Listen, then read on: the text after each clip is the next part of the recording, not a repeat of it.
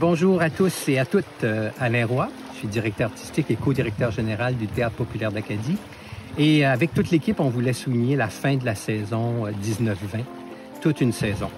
On a connu l'avant-COVID, on est rentré dans le COVID, et puis on en sort tranquillement et on espère un après-COVID bientôt. Une saison qui a commencé avec un programme double, La Traceuse et Florence, la belle visite de Terre-Neuve avec Louise Moïse et qui est accompagnée de Lou Poirier pour l'occasion. Après ces deux femmes, on a eu 8 femmes, donc avec une mise en scène formidable de Diane Lausier, 8 merveilleuses comédiennes, et avec la contribution de Christiane Saint-Pierre, qui a fait un travail formidable sur le texte.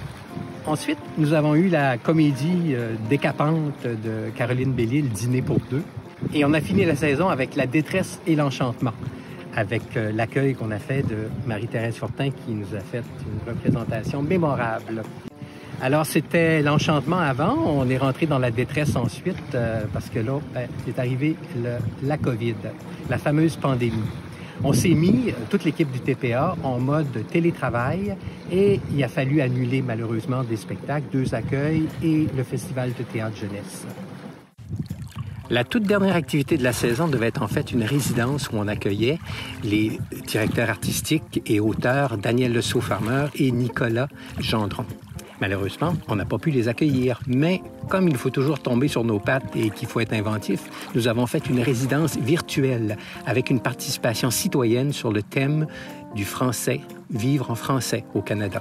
Ça a été une grande réussite, une participation formidable des gens de la communauté, de nos experts, des discussions absolument incroyables que nous avons eues autour du vivre en français.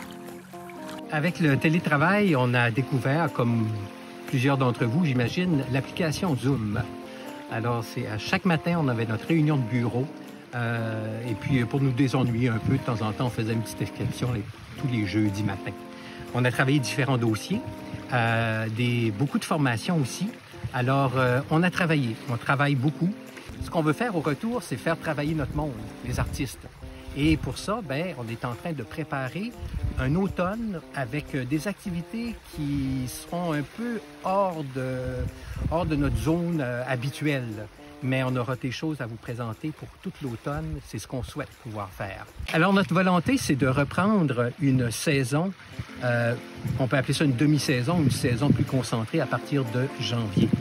Et là, on espère entrer dans une normalité. Et on espère même que cette normalité-là va changer nos habitudes, en quelque part, parce qu'on s'est aperçu que dans la pandémie, il y a des choses à changer. Mais quand on parle de confinement et de tout ça, c'est notre lot, nous, les artistes, d'être confinés, de travailler dans des laboratoires, de travailler dans des ateliers, dans des salles de répétition pour vous offrir des spectacles. Et le spectacle va demeurer pour moi un art vivant.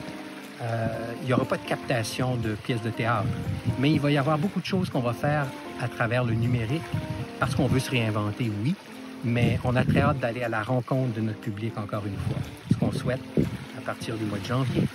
Et d'ici là, je vous souhaite un bel été. Je souhaite vous retrouver aussi sous une autre forme à partir de l'automne.